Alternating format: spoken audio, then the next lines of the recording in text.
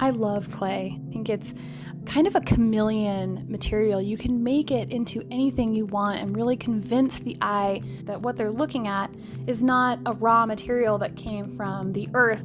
It's now wood or fur or cloth.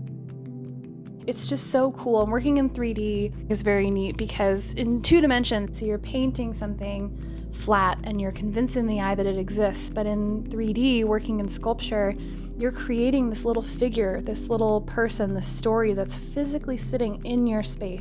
And it's there, and it demands attention because it's physically sitting in front of you. And I think that makes the figures feel more alive, and I definitely feel attached to them as I'm creating them.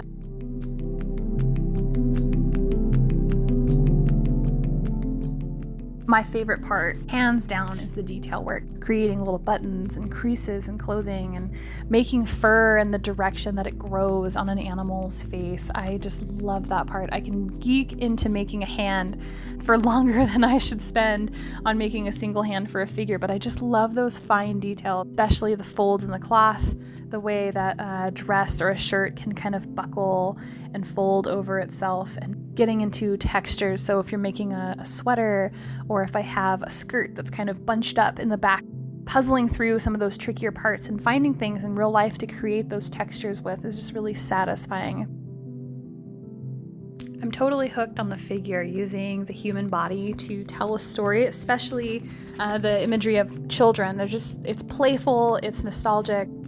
There's kind of a forgiveness in that. So there's an implied innocence. So if they're getting into mischief or they're doing something terrible or running with a pair of scissors, that youthful look, that young, childlike form just changes the narrative a little bit and makes it a little more playful. I also work with a lot of rabbit imagery. So a lot of my figures have rabbit heads on them. A lot of that stems from I had a lot of rabbits growing up, and I think they're quirky, interesting animals, but the other part of it is just the softness and gentle kind of vulnerability that rabbits have when you look at them. And when I add them to a human figure, and like a young human figure, it pushes that innocence and that fragility to the form. And I think when they're put into positions, when they're interacting with dangerous animals or they're riding feisty looking horses, when they're young and they look so soft and gentle, it's kind of a nice contrast to what they're doing. When a piece finishes, sometimes it feels like an exhale, like I've been holding on to a feeling or a thought, and then I kind of breathe it into something that I'm working on, and it's a way of processing and a way of working through, and it isn't always like a big release or something that is completely off my chest once it's been created, but it kind of feels like it's been said out loud. I have this piece where there's a figure in a dress and she's running, clutching onto these sunflowers, and the sunflowers are fading from bright green and vibrant, kind of fading down to soft brown, kind of a dying sunflower. And this piece is called I Think You Should Get Here.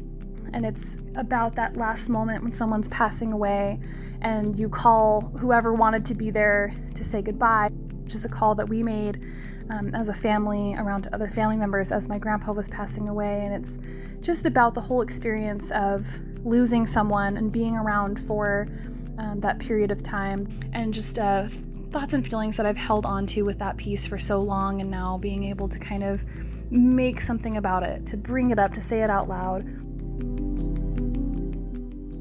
And sometimes the work doesn't have any deep meaning at all, at least not when it's first made. So I don't go in with the intention of creating anything profound or thought-provoking, and just kind of have a gesture or a movement in my head, like the way that a child would sit with their knees curled against their chest and their arms wrapped around them, or what would it look like to have the fingers delicately moving as if they're explaining something to you, or if a child was under a blanket and there was a blanket over their head, and the idea of why maybe I wanted to make that will come out, and the piece becomes more emotional and I'll become more attached to it. Other times I'll just have a little rabbit in a dress. I like those pieces too, just for the hands-on, right? Learning. Every time we make something, we make it better and better, and we change the way that we create things. And so even something that seems mundane, it's profound in its own way.